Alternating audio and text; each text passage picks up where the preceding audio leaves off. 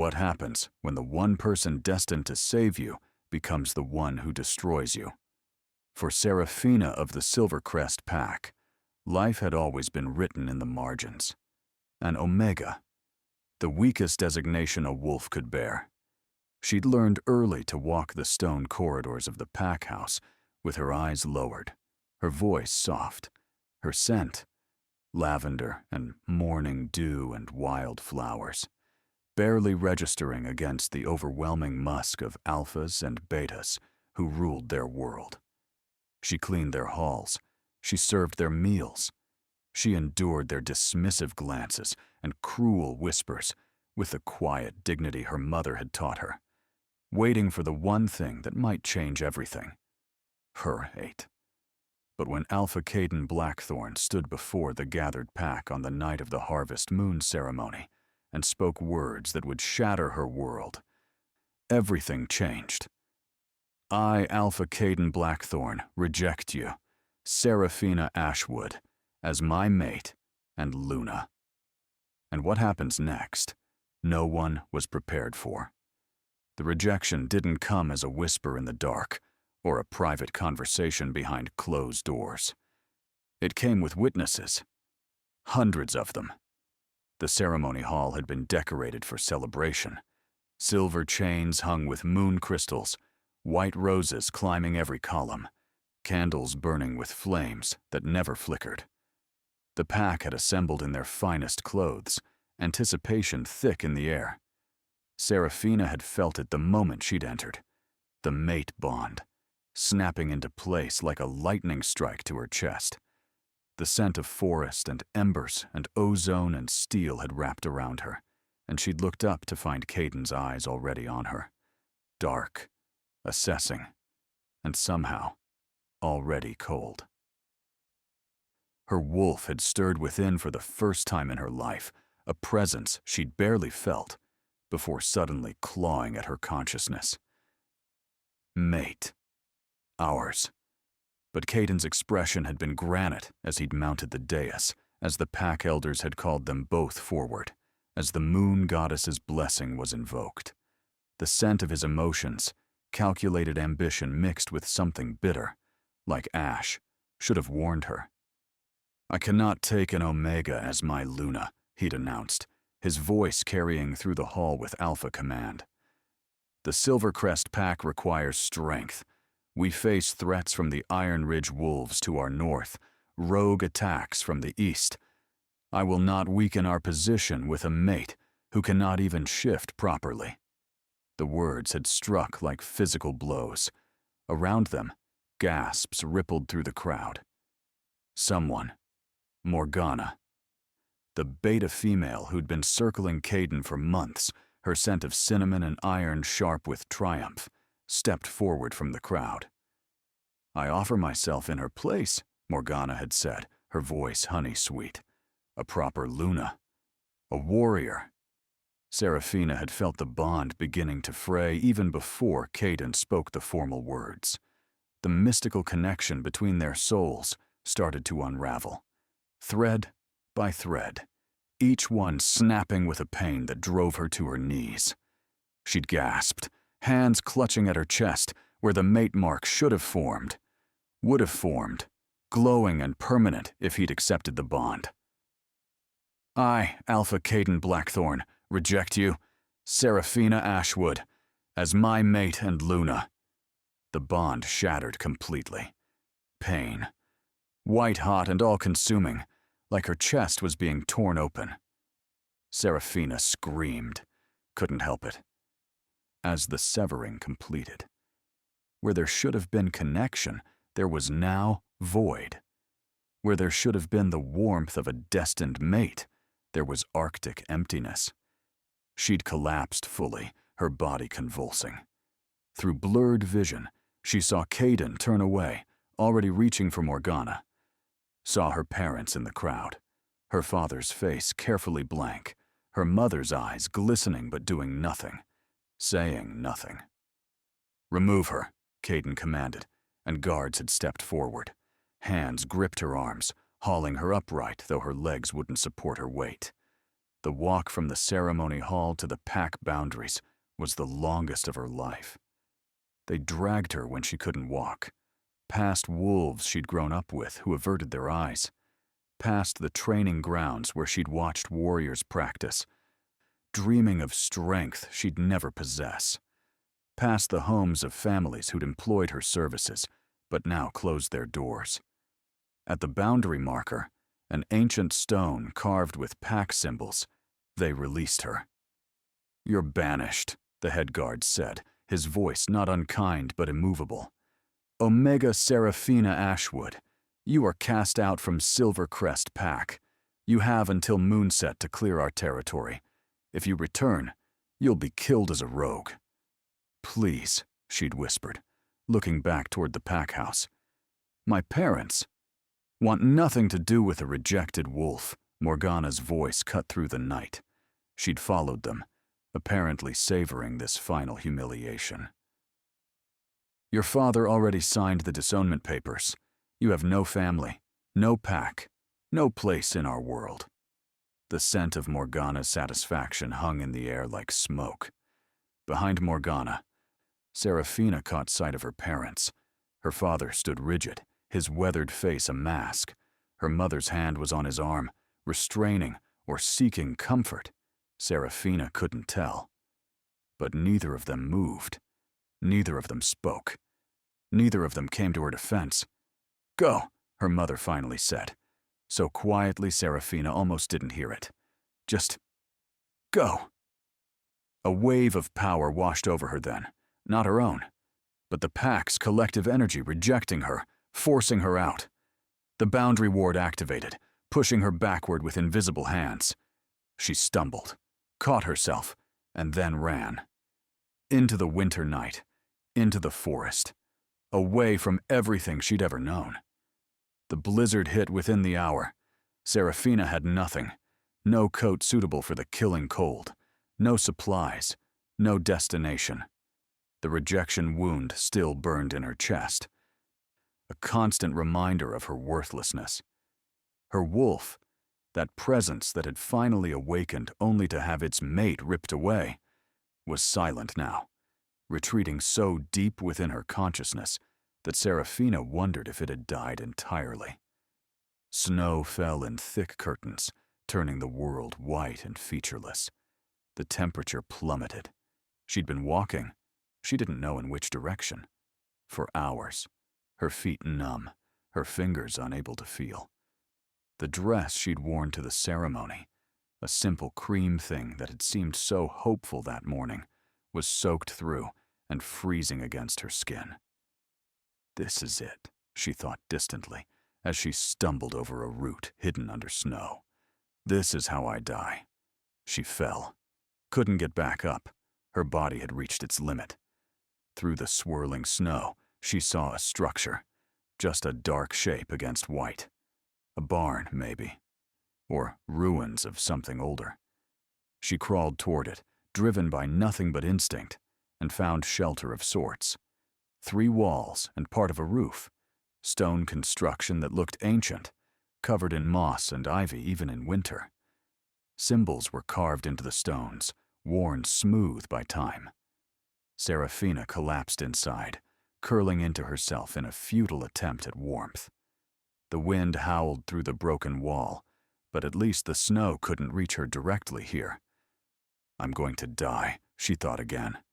And this time there was no fear. Only acceptance. Perhaps this was mercy.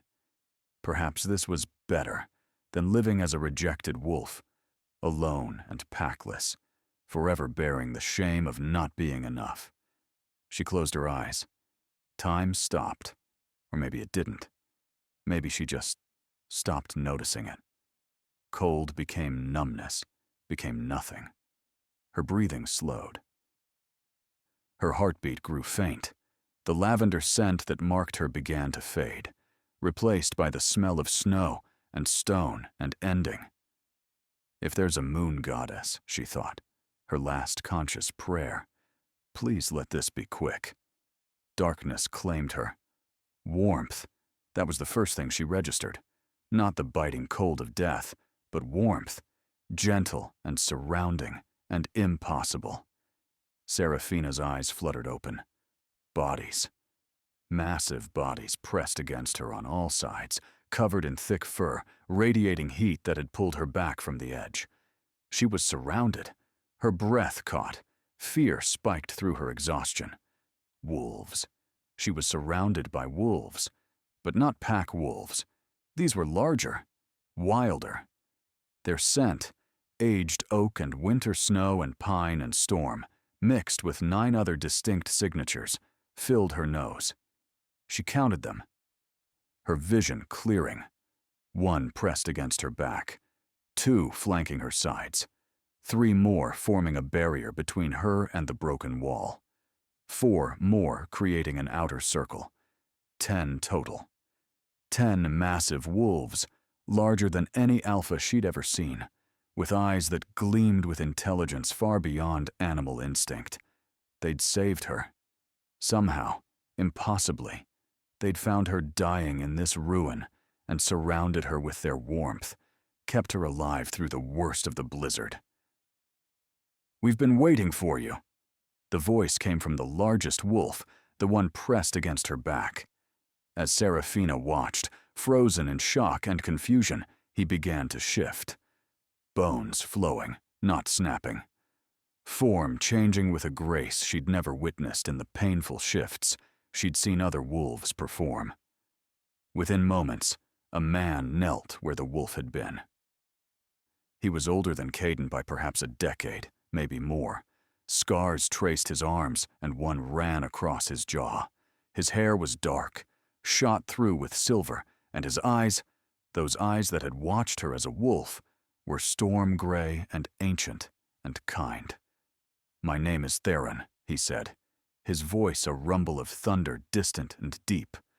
"Commander of the Unchained. And you, Seraphina Ashwood, are the one we've been searching for." "I don't understand," she whispered, her voice raw from screaming and cold. "You will," Theron said. A wave of power washed over her, not threatening, but protective, like a blanket of pure authority. "Rest now. You're safe. We'll explain everything when you've recovered." She wanted to protest, to demand answers, but her body betrayed her. The warmth, the safety, the overwhelming events of the night, it all crashed over her at once. Her eyes drifted closed again. This time, when darkness came, it was gentle. She woke to firelight and voices. "Longer than we thought. The binding was stronger. But it's breaking. Can't you feel it? The rejection shattered the first layer. Will she survive the awakening? Some don't. The power can. She'll survive. She's stronger than they made her believe." Seraphina stirred, and the voices stopped immediately. She was lying on furs, actual furs, thick and soft, near a fire that crackled in what looked like a proper hearth. The ruin had been transformed.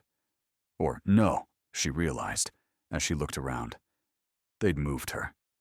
This was a different place entirely. A cave, massive and deep, with smooth walls and multiple chambers branching off. Home. Theron appeared in her line of sight, kneeling beside her with a wooden cup. "Drink," he said gently. "It's just water. Melted snow from the peak." She drank. The water was cold and pure and tasted of minerals and mountain air. It cleared her head. "Where am I?" she asked. "The sanctum," Theron replied. "A place kept secret for generations. Only the Unchained know of it. And now, you." "The Unchained?" He gestured to the figures emerging from shadows. 10 of them, she counted again. 10 wolves in human form now, ranging from a young man who looked barely 20 to a woman whose silver hair spoke of years beyond counting. "We are the Unchained," Theron said, "bound by ancient prophecy to guard and guide the matriarch when she awakens." "I'm not," Seraphina started, but Theron held up a hand. "Let me tell you a story," he said, settling beside her. The other 9 arranged themselves around the fire, and Seraphina saw the scent of anticipation hanging in the air. They'd been waiting to tell this tale. 2,000 years ago, Theron began. The werewolf packs were unified under one ruler. Not an alpha, but something greater. A matriarch. She was a wolf of pure power, chosen by the moon goddess herself, marked with gold and blessed with abilities that made her not just strong, but transcendent. She could command any wolf. She could heal with a touch.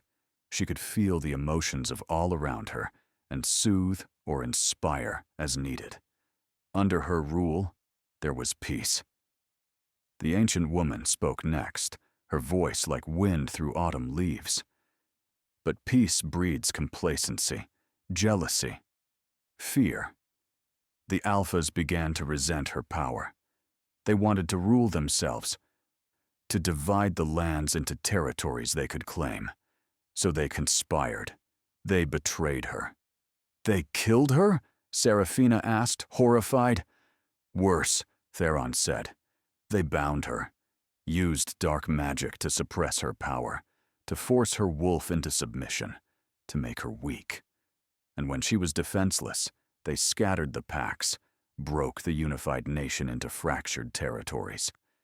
Each alpha took their piece and claimed it as destiny. A younger guard member with bronze skin and kind eyes continued the tale. But the moon goddess does not abandon her chosen. Before the matriarch's death, she spoke a prophecy, that her power would return, that a new matriarch would rise when the packs needed her most. She would be born into lowest rank, hidden and protected by the very weakness that concealed her. And she would awaken when betrayed by the one who should have cherished her most. The scent of truth hung in the air, undeniable and absolute. Seraphina's hands began to shake. No, she whispered. No, you can't mean. When moon turns red and pack turns cold, the matriarch will rise from shame. Born to lowest, bound by old, awakened by rejection's flame. She will be gold. She will be light. She will come when hope has died. She will be fierce. She will be right. She will heal the great divide. Theron recited the words like prayer, like liturgy memorized and repeated for generations. This prophecy has been whispered in every pack for 2 millennia. Most believe it's myth, nursery rhyme. But some of us, we believed. We prepared. We waited. My parents, Seraphina said, pieces clicking into horrible place.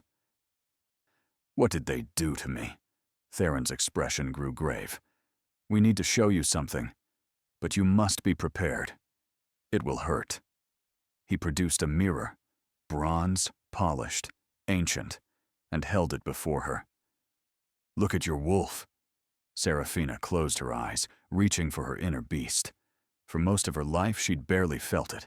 Just a distant presence, weak and quiet. But now, especially now after the bonds breaking, she could feel something shifting, not dying, growing. She looked. Her wolf stirred within, and for the first time, Seraphina truly saw it. Not weak, not small, but massive, glowing, powerful beyond comprehension. Gold fur that shimmered with its own light, eyes like molten amber, a presence that radiated authority and strength. But around it, around her magnificent wolf, were chains. Magical bindings that pulsed with dark energy, suppressing, containing, forcing the creature into a fraction of its true form. Your parents bound you, Theron said softly. As an infant, when your power first manifested, they were terrified. A matriarch born to their line. They thought it would bring war, would make you a target. So they did what they thought would protect you. They hired a dark witch and had your power sealed away. Made you weak. Made you invisible. Tears streamed down Seraphina's face. They made me Omega. You were never Omega, the ancient woman said fiercely. You were always matriarch. They just made you forget." "But the binding is breaking," Theron continued. "It was designed to shatter under certain conditions, specifically rejection by a fated mate. The trauma, the severing of a destined bond. The magic couldn't withstand that. It's cracking. And soon, Seraphina, very soon, you'll awaken fully." As if his words were catalyst, pain lanced through her chest. Not the rejection wound. Something different. Deeper. The magical chains around her wolf were fracturing. She could feel them splintering. "It's happening," someone said urgently. "Get back. Give her space." Seraphina gasped, falling forward onto her hands and knees. Power surged through her veins, foreign and familiar all at once. Her wolf was pushing forward, no longer content to be caged. "Hello, little one." The voice in her mind was distinctly other. Her wolf, speaking to her directly for the first time. "You're," Seraphina thought back, awed. "I am Aurelia, and I am you. The part they tried to hide. But we are free now. The chains break, and we will rise." The transformation took her before she could prepare. But it wasn't like the agonizing shift she'd witnessed, wolves screaming as bones broke and reformed. This was fluid, natural. Power erupting from her core and reshaping her form. Her bones flowed like water, lengthening, strengthening. Fur emerged, not brown or gray or black like common wolves, but gold. Radiant gold that glowed with inner light. Her body expanded, growing larger, larger still, until she was easily twice the size of any alpha she'd ever seen. Energy crackled around her, visible as golden sparks that danced through her fur. She raised her head and howled. The sound shook the cavern. Rocks trembled. The fire blazed brighter. And somewhere, in every pack within 100 miles, wolves looked up in instinctive recognition of something greater than themselves. When Seraphina opened her eyes, now burning amber, luminous and ancient, she found the Unchained on their knees, every one of them, even Theron, bowing low. "She is the matriarch," Theron said, his voice carrying weight of ceremony and recognition. "The golden Luna has risen." Seraphina looked down at her new form, at paws the size of dinner plates, at fur that shimmered and glowed, at power that hummed through every fiber of her being. She could feel everything. Every wolf in the mountains, every creature in the forest, every heartbeat, every breath, every emotion. And for the first time in her life, Seraphina didn't feel weak. She felt infinite. The days turned to weeks in the sanctum, and Seraphina discovered that awakening was only the beginning. Shifting back to human form had taken concentration. The wolf didn't want to retreat now that it was finally free. But with Theron's patient coaching, she'd managed it. Then came the real training.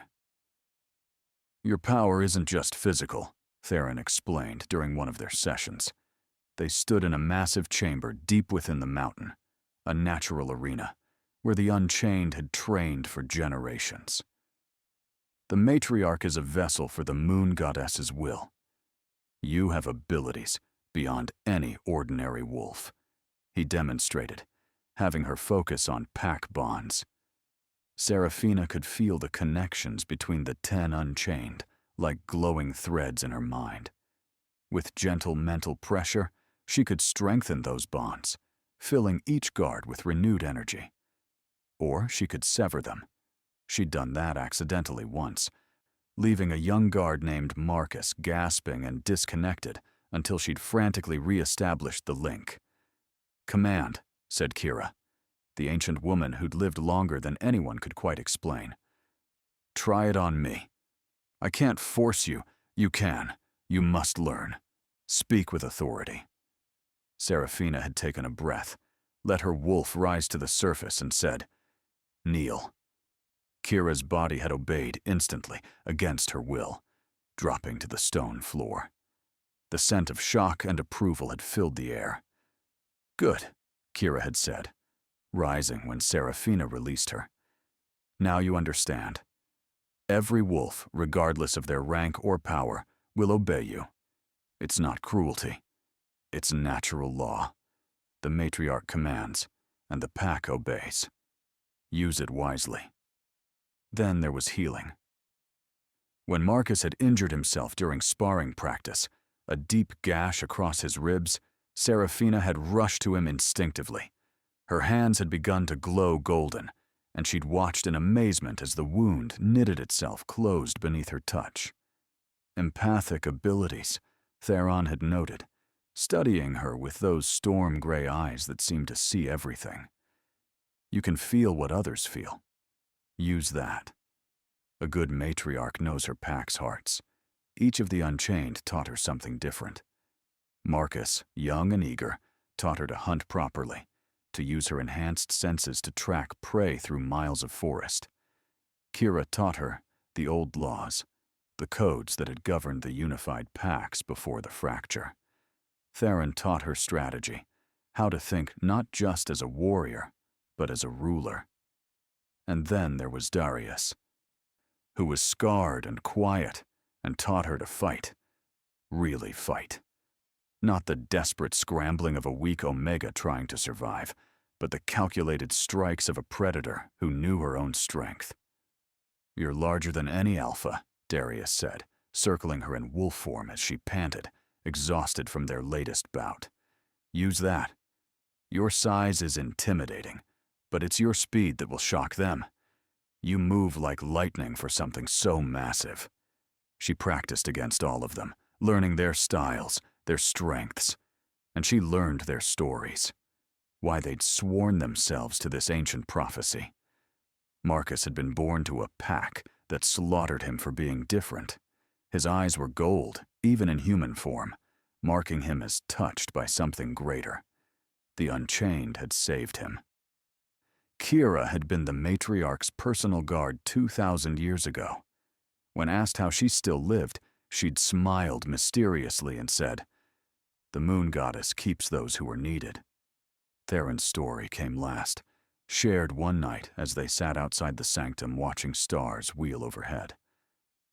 "I was an alpha once," he said quietly. His scent, that aged oak and winter snow, carried notes of old grief. "Ruled a small pack in the Northern Territories. We were peaceful, tried to stay out of the wars between larger packs. But when you're weak and peaceful, you're a target. What happened? The Iron Ridge pack came, slaughtered everyone. My mate, my son, my entire pack." His voice remained steady, but Serafina felt the depth of his pain through their bond. "I survived only because I'd been hunting when they struck. I returned to find ashes and bodies. I went mad with grief, became a rogue, hunted Iron Ridge wolves for years, killing any I found. How did you end up here?" Kira found me, reminded me that revenge was hollow, showed me the prophecy, told me I could spend my life mourning what I'd lost, or I could spend it protecting what was yet to come. He looked at her then, and she saw something in his eyes that made her breath catch. "I chose you, Serafina, long before I knew your name. I chose to believe that someone was coming who could end all this senseless violence. Someone who could unite the packs again, make it so no one else would lose their families to territorial wars."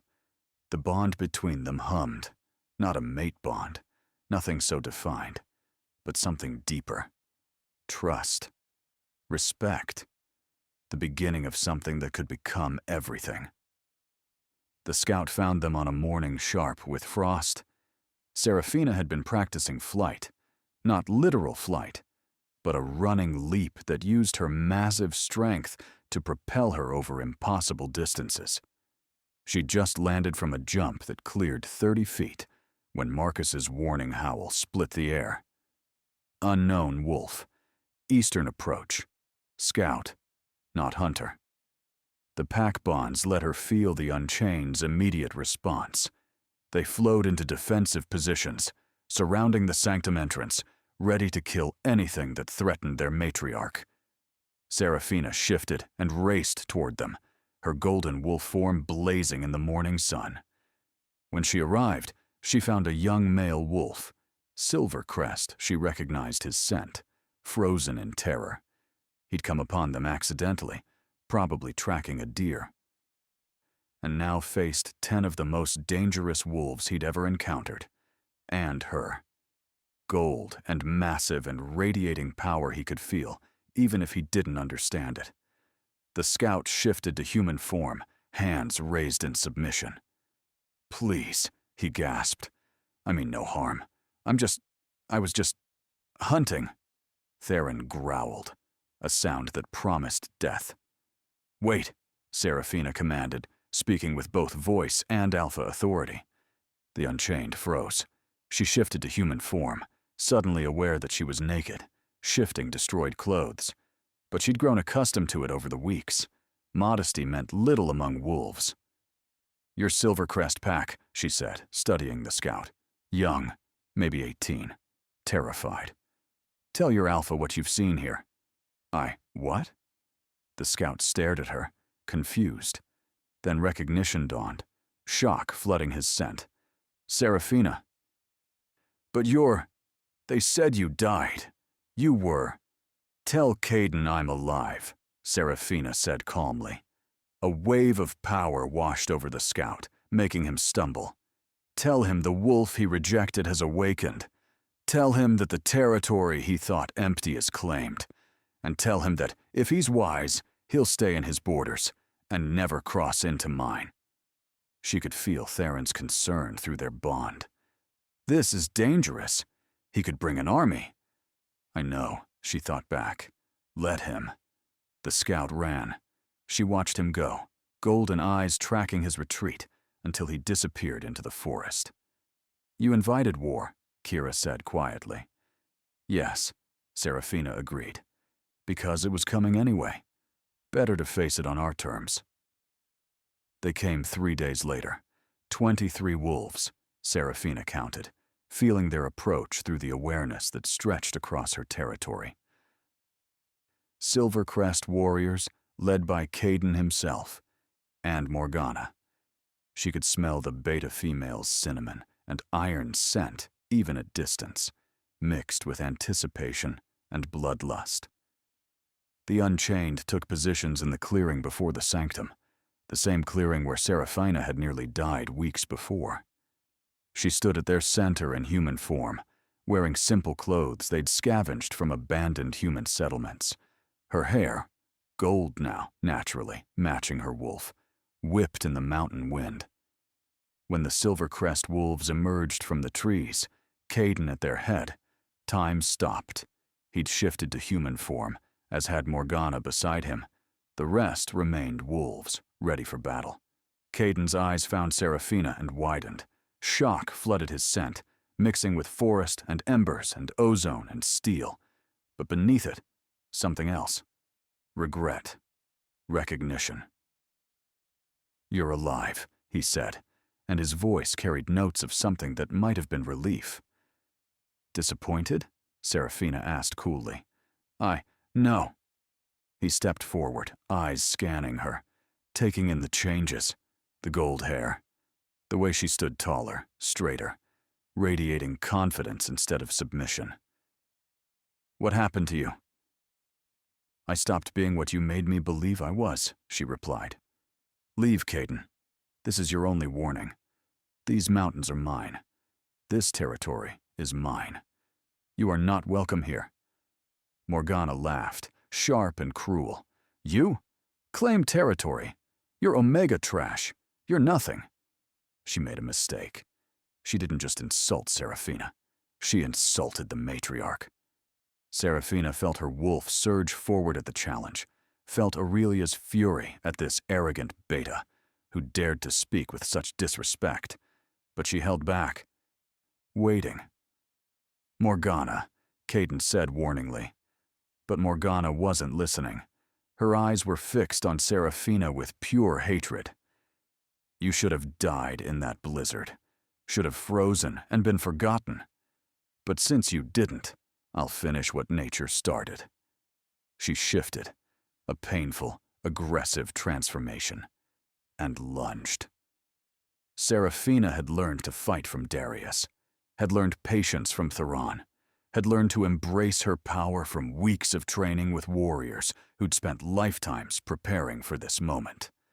She didn't retreat, didn't flinch. She simply reached out with one hand and caught Morgana mid-leap. Power flooded through her, not physical strength, though she had plenty of that, but pure command, the authority of the matriarch over all wolves. Morgana's body seized midair, frozen by will alone. Her wolf form flickered, forced to shift back to human against her will, and then she was dangling from Serafina's grip, gasping. "You were never worthy to be Luna," Serafina said softly, her voice carrying to every wolf present. "Not because of your rank, but because you lack honor, you lack compassion. You are cruel and ambitious and small." She released Morgana, who crumpled to the ground. Then Serafina shifted. The transformation was instant now, fluid as water. Golden light erupted, and where a woman had stood, the matriarch's wolf now towered. Massive beyond any alpha, glowing with inner fire, eyes like molten suns. Every Silvercrest wolf dropped to their bellies instinctively, overwhelmed by the presence of something so far beyond them that submission was automatic. Except the Unchained. They shifted as one. 10 massive wolves, each larger than Caden. Each radiating power that spoke of ancient bloodlines and supernatural gifts. Not normal wolves, something more.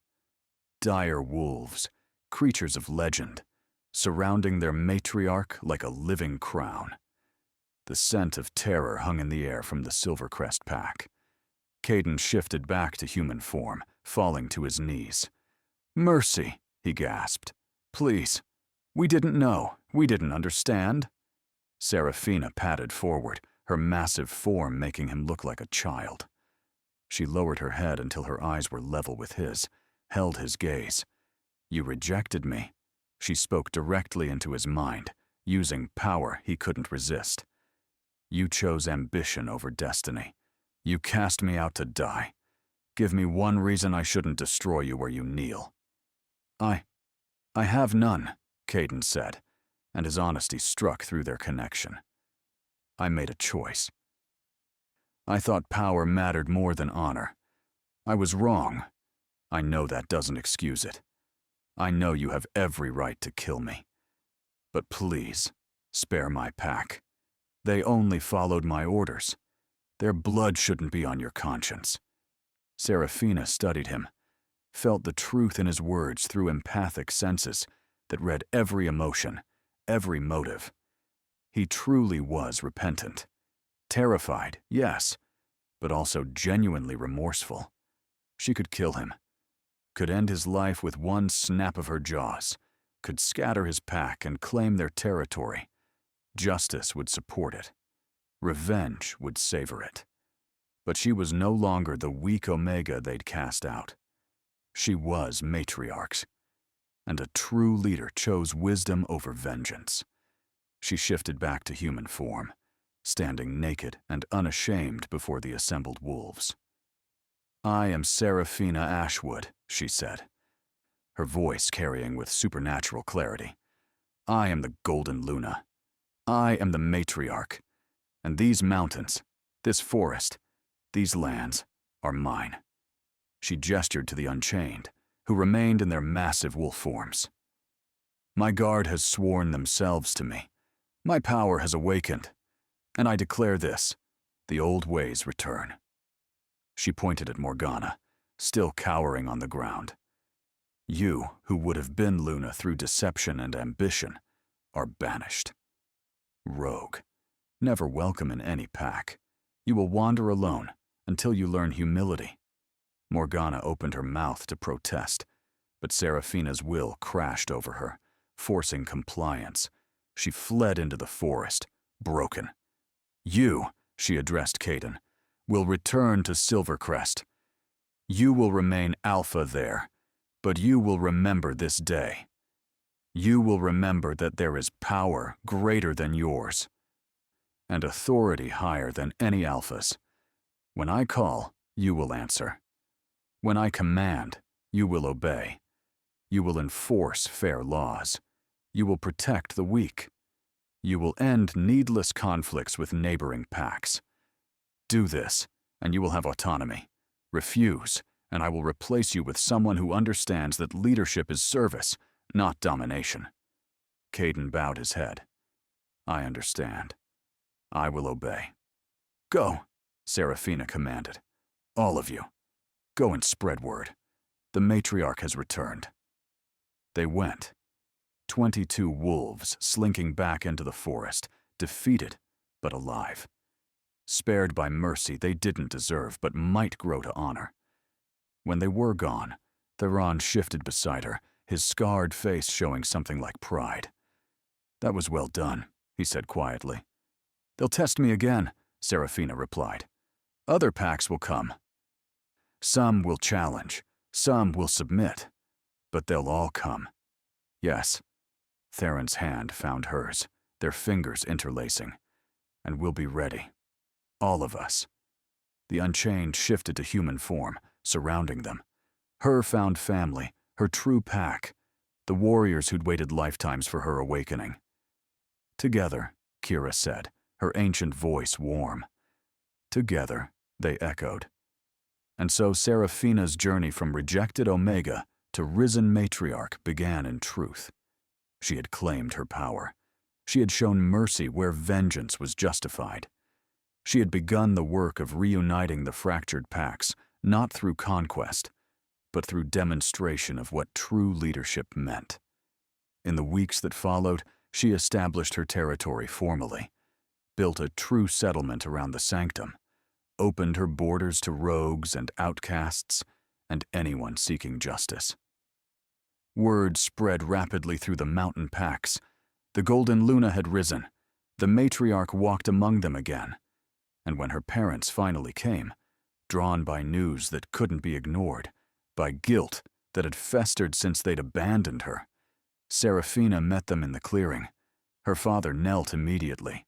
Her mother wept. We're sorry, her father said, his voice breaking. We thought we were protecting you. We thought making you weak would keep you safe. We were terrified of what would happen if anyone knew what you were. But we were wrong. We were cowards. We betrayed you. Seraphina felt their genuine remorse through her empathic senses. Felt the years of guilt and fear that had driven their choice. They had been wrong, catastrophically so. But they had acted from love, however misguided. You bound my power, she said quietly. Made me suffer. Made me believe I was worthless. That damage can't be undone. We know, her mother whispered. We know, and we don't expect forgiveness. We needed you to know we're sorry. I'm not ready to forgive you, Seraphina said honestly. But I'm willing to let you prove you've changed. You'll work for my territory. You'll help build what we're creating here. You'll serve those who've been cast out like I was. And maybe, in time, we'll find our way to something like family again. But it starts with service, with atonement. They agreed, took up residence at the edge of her territory, began the long process of earning back what they'd destroyed. 1 month after her awakening, as winter turned toward early spring, Theron found Seraphina standing at the highest peak overlooking their lands. The sunset painted everything gold, appropriate for the Golden Luna. Something's coming, she said without preamble. She could feel it, a disturbance in the broader pack consciousness that connected all werewolves. Something darker than territorial disputes. The blood moon, Theron said quietly. It approaches. Ancient texts speak of trials that come when the matriarch rises. The return of unified leadership threatens old powers, dark forces that flourished in the chaos of division. How much time do we have? 3 months, maybe 4. He stepped beside her, his presence steady and strong. Whatever comes, we'll face it together. Seraphina turned to him, seeing not just her guard commander but something more. Potential. Partnership. Chosen love rather than fated bonds that could be rejected. Together, she agreed. And when his lips met hers, it felt like destiny of a different kind. Not magic, not fate, but choice. The most powerful kind of bond, one freely given. And so the Golden Luna stood at the precipice of a new era, surrounded by her unchained, having transformed from the weakest Omega to the most powerful force in their world. She had been broken by rejection, reborn in snow and suffering, and had risen to claim not just power, but purpose. She was no longer Seraphina the Omega. She was the matriarch, and her reign had only just begun. What happens when the weakest becomes the strongest? When the rejected becomes the chosen? When shame transforms into glory? Seraphina's journey from execution stand to throne shows us that true power isn't given, it's awakened. That sometimes we must be broken completely before we can be reborn into what we were always meant to be. Her story teaches us that mercy is stronger than vengeance, that chosen bonds can be deeper than fated ones, and that leadership is service to those who cannot serve themselves. But this is only the beginning. The blood moon approaches, ancient evils stir, and the matriarch must grow from survivor to savior if she's to protect everything she's claimed. What challenges will the blood moon bring? Will other packs submit or rebel? And what dark forces have waited centuries for the matriarch's return? Tell me in the comments what you think happens next. If you enjoyed this story of transformation and power, please hit that like button and share it with others who love werewolf romance. Subscribe and ring that notification bell so you never miss the next chapter in the matriarch's journey. Thank you for listening, and we'll see you in the next chapter.